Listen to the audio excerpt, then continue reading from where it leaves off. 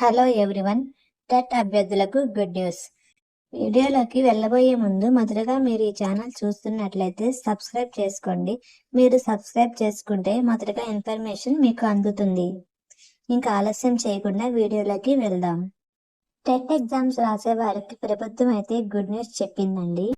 అదేంటంటే ఉపాధ్యాయ అర్హత పరీక్ష టెట్ పరీక్ష ఫీజును రాష్ట్ర ప్రభుత్వం తగ్గించింది.